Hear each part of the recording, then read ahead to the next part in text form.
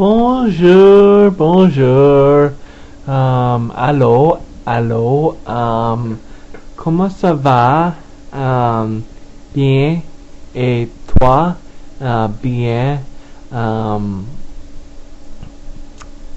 Hello, everybody. This is Richard David Lebrun. Lebrun. Lebrun. Lebrun. And today is French Week. That's right. Today, courtesy of my digital box, I've decided to point the webcam at my TV, and I've decided to turn the TV onto one of the French stations, and I'll let you have a listen. Hier, en troisième période, lorsque solidement mis en échec par Claude Giroux des Flyers. Ce soir, à Vancouver, les Canucks tenteront de profiter de l'appui de leurs partisans pour en finir avec les Prédateurs de Nashville.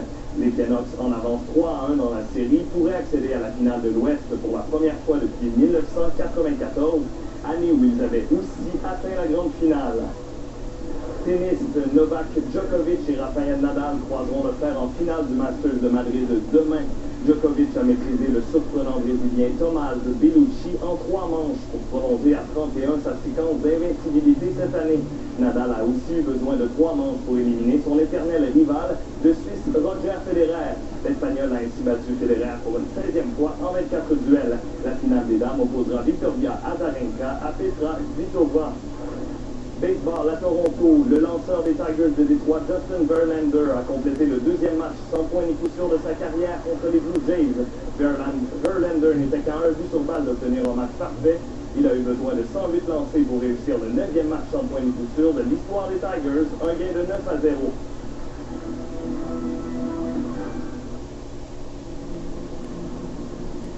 Son design nous a été inspiré par le mouvement de l'archer, au moment de décocher.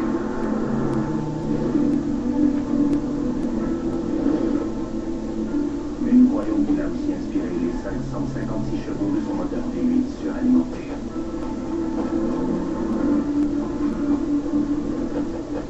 Voici le coupé CPSV de Cadillac. Plus Cadillac que jamais. Bonsoir. Avec le retour du beau temps, le pire est peut-être passé pour les municipalités inondées du Québec. En Montérégie, le niveau d'eau de la rivière Richelieu a légèrement baissé pour la première fois depuis 2 semaines. Les nouvelles sont aussi encourageantes du côté de la Gaspésie, où l'eau se résorbe tranquillement. La situation se stabilise en Mauricie, mais le niveau de la rivière du Loup et de la Saint-Pierre demeure inquiétant. La Croix-Rouge a mis en place un fonds spécial pour venir en aide aux sinistrés. À Washington, le Pentagone a rendu public 5 vidéos saisies dans le repère d'Oussama Ben Laden au Pakistan. Une des vidéos montre l'ex-chef d'Al-Qaïda en train de se regarder lui-même à la télévision. Sur une autre, on le voit préparer un message destiné aux États-Unis. Ces vidéos ont été saisies lors du raid du commando américain qui a abattu Ben Laden dimanche dernier au Pakistan. Les États-Unis ont masqué la trame sonore des documents. La nouvelle députée de Berthier-Massignanger, Ruth Ellen Grosso, a donné signe de vie pour la première fois depuis les élections. Dans un entretien téléphonique à un quotidien de Trois-Rivières, Mme Grosso a dit avoir hâte d'exercer ses nouvelles fonctions. Elle admet qu'il faut améliorer son français et qu'elle a l'intention de devenir bilingue. Depuis son élection, la députée a été prise en charge par une équipe du NPD qui contrôle étroitement ses débuts sur la scène politique. Voilà, et pour plus de détails sur vos nouvelles, rendez-vous sur le site internet de Radio-Canada.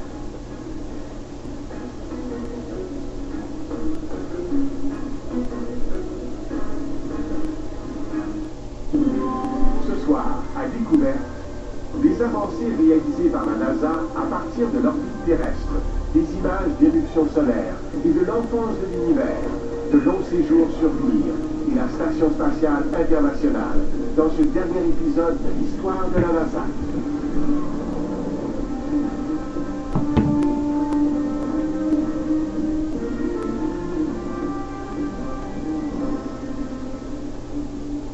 Bonsoir, bienvenue à Découverte. Après avoir conquis la Lune, la NASA s'est donné de nouveaux défis, et cette fois en banlieue de la Terre.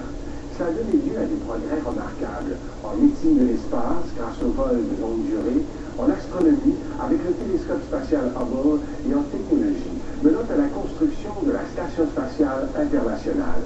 Des jalons essentiels qui pourraient mener à des missions vers la planète Mars. C'est l'histoire que nous vous racontons ce soir.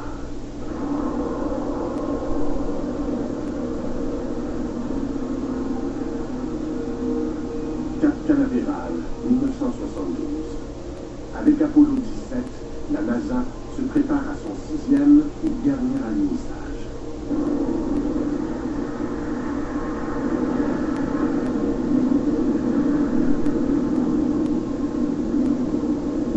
Au terme d'une première décennie, la NASA est reconnue dans le monde entier. Elle a transporté les humains jusqu'à la Lune et elle les a ramenés.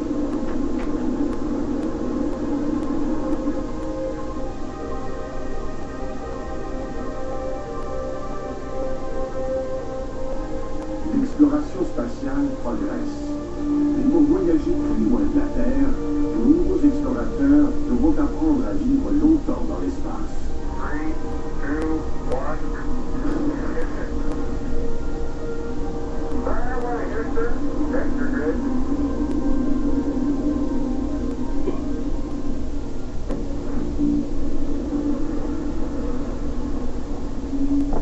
Pour expérimenter de plus longs vols spatiaux, la NASA doit mettre en orbite un lieu habitable.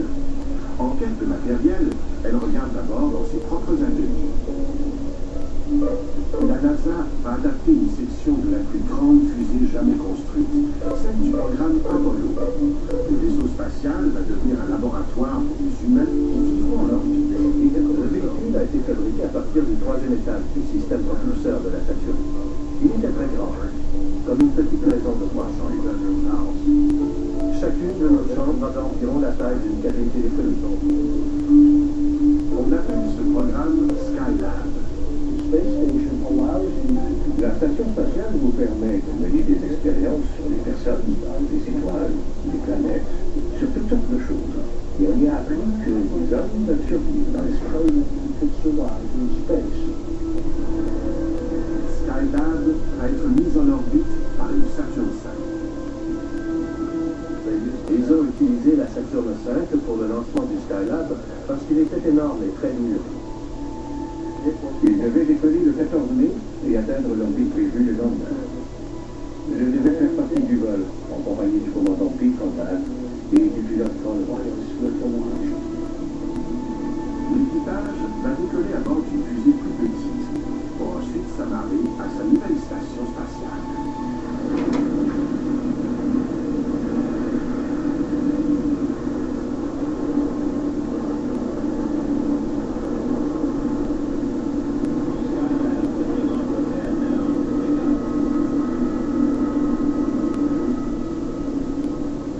La Saturn V non habitée, qui emporte Skylab, décolle d'abord.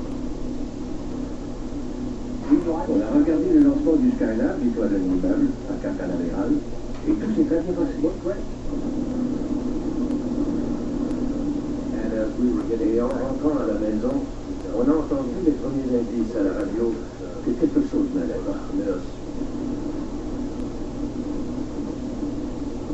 On a dit qu'un choc gravitationnel s'était produit au lancement et qu'on ignorait pourquoi. Les contrôleurs de vol, ici, à la NASA, doutent que les panneaux solaires principaux se soient déployés. Le premier panneau solaire ne produisait rien du tout, et le deuxième indiquait une puissance très faible. Mais en plus, on décèle un problème encore plus grave à bord du Skylab inhabité. La température intérieure a commencé à grimper. Et quelqu'un en a déduit qu'il y avait probablement une déchirure du bouclier thermique. Sans ce bouclier thermique, les rayons du soleil ont rapidement transformé Skylab en fournaise. Nous avions donc une machine sur la bonne orbite, mais elle manquait gravement d'énergie et elle surchauffait. La première réaction a été « c'est une catastrophe, qu'est-ce qu'on va faire ?» Et 5 minutes plus tard, on a dit « Hey, nous sommes des ingénieurs, voyons ce qu'on peut faire. » Le problème le plus urgent est la chaleur du soleil. Les ingénieurs les plus chevronnés délaissent la haute technologie et ils optent pour la solution la plus simple. Les couturières fabriquent un parasol géant qui sera maintenu en place par des tiges. Après un délai de 10 jours, Kerwin, Conrad et White ont une nouvelle mission. Ils vont devenir les premiers réparateurs de l'espace. T-minus 7, 6, 5, 4, 3, engine sequence start, 2, 1, 0. We have launch commit and we have liftoff. The clock is running, and Skylab has cleared the tower. On a effectué le rendez-vous avec le Skylab environ 8 heures après le décollage. On a volé autour et on a filmé. Et les images étaient envoyées au sol. Ces images permettent aux contrôleurs de la mission d'évaluer la situation. C'est la première fois qu'ils voient clairement les dommages subis par la station spatiale.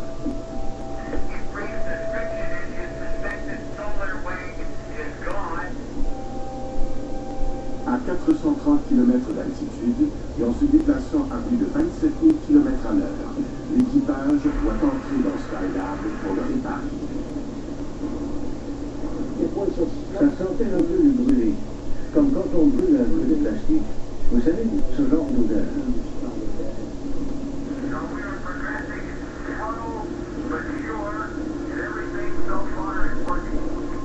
À l'intérieur du Skylab surchauffé, les astronautes se préparent à installer le parasol qui va rafraîchir la station spatiale.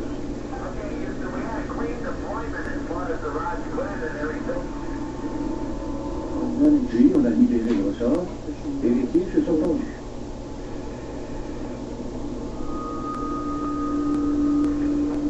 Et 3 jours plus tard, la température avait descendu à 25 degrés Celsius.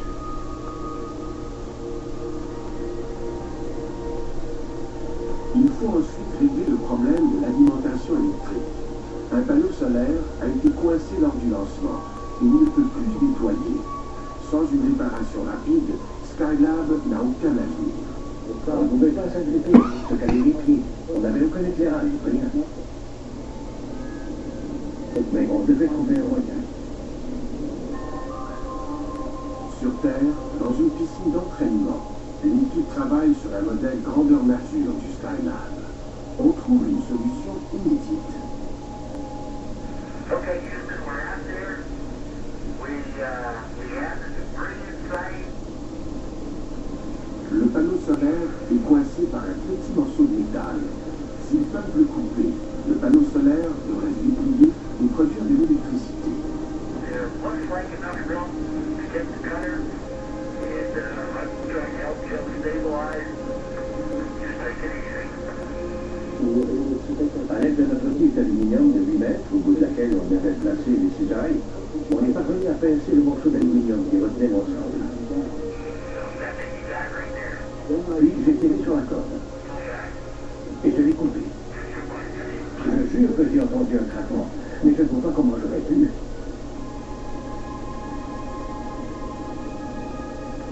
On l'a fait. On a sauvé Skylab.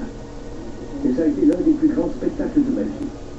Le panneau s'est déployé complètement à 90 degrés. Et les panneaux solaires commençaient à sortir alors que le soleil réchauffait déjà. Tout allait bien se passer. On allait mener la mission à terme. La station spatiale est maintenant en service. Pendant les 8 mois suivants, Skylab héberge 3 équipages qui établissent des records de durée pour les astronautes qui vivent et travaillent dans l'espace. On volait d'un but à l'autre en comptant nos culbutes entre les deux. Oh oui, on a eu beaucoup de plaisir là-haut, à flotter, à jouer à Pétopan, à découvrir les merveilles de la pesanteur. Les équipages de Skylab exécutent 3000 heures d'expérience scientifique en apesanteur. Ils transforment aussi notre compréhension du Soleil avec leur premier cliché des éruptions solaires. On a fourni à la communauté de la physique solaire 1000 fois plus de données que tout ce qu'elle avait recueilli avant. Skylab est la première grande étape vers l'habitation humaine de l'espace. Il est occupé en permanence pendant près de 6 mois. William Pogue, Edward Gibson et Jim O'Carr forment le dernier équipage de Skylab. Ils y séjournent 84 jours en orbite. Mon équipage devait faire 1h30 d'exercice tous les jours. Et au retour, quand ils nous ont évalués, ils ont dit « Vous semblez en meilleur ». Anyway, this video is coming to a close, and I just want to say bonsoir, au revoir,